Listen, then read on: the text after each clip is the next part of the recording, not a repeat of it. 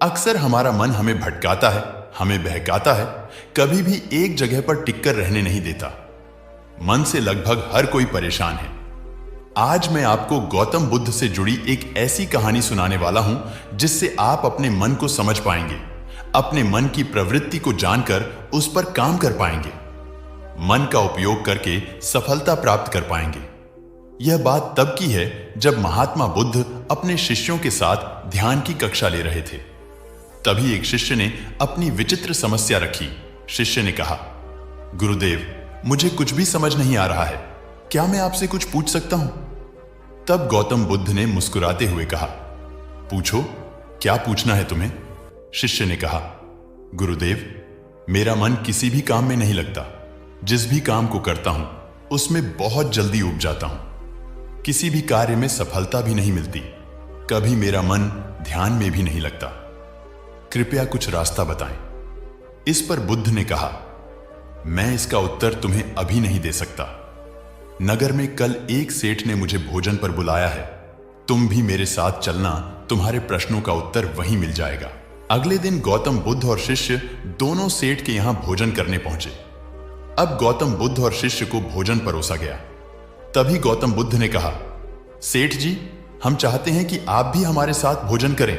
सेठ ने साथ में भोजन करना स्वीकार कर लिया। घर के सभी नौकरों द्वारा भोजन परोसा गया। अब तीनों ने साथ में भोजन करना शुरू किया, लेकिन जैसे ही सेठ जी ने भोजन को चखा तो उसे भोजन बहुत ही बेस्वाद लगा और वो लगातार अपनी रसोइये पर चिल्लाने लगा और अपने नौकरों पर गुस्सा दिखाने लगा। अपनी नाराजगी को लगातार वह भोजन करने के दौरान दिखा रहा था। लेकिन इस दौरान गौतम बुद्ध और शिष्य मौन होकर अपना भोजन करने लगे। भोजन के दौरान गौतम बुद्ध ने थोड़ी सी खिचड़ी छोड़ दी और कहा, सेठ जी, क्या आप इस भोजन को मेरे लिए बंधवा सकते हैं? तब सेठ जी ने कहा, बिल्कुल, क्यों नहीं।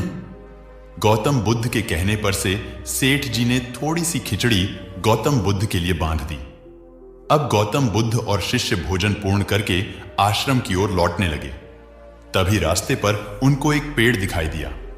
तब गौतम बुद्ध ने कहा, शिष्य, थोड़ा सा क्या इस पेड़ के नीचे ध्यान कर लिया जाए? गौतम बुद्ध के व्यवहार से शिष्य को बड़ा ही आश्चर्य लगा।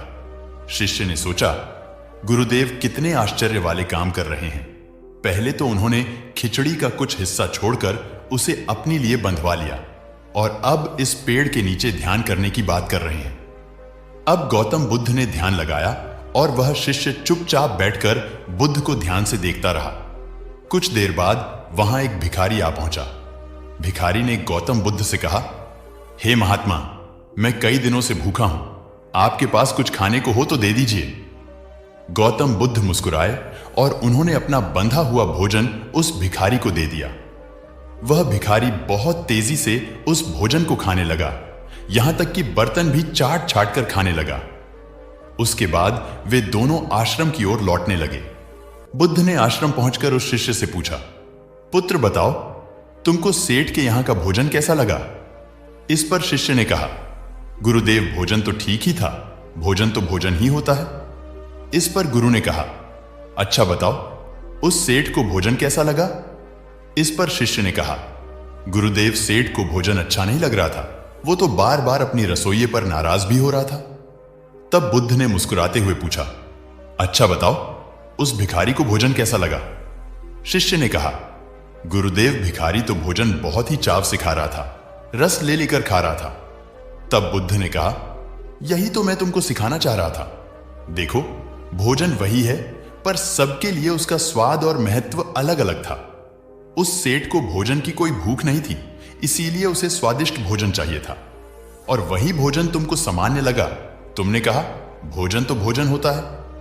लेकिन जब उस भिखारी को भोजन मिला तो वह बड़े चाव से खा रहा था, बड़ा ही रस ले लेकर खा रहा था। यहां तक कि तुमने देखा होगा कि भिखारी बर्तन को चाट चाट कर भोजन खा रहा था।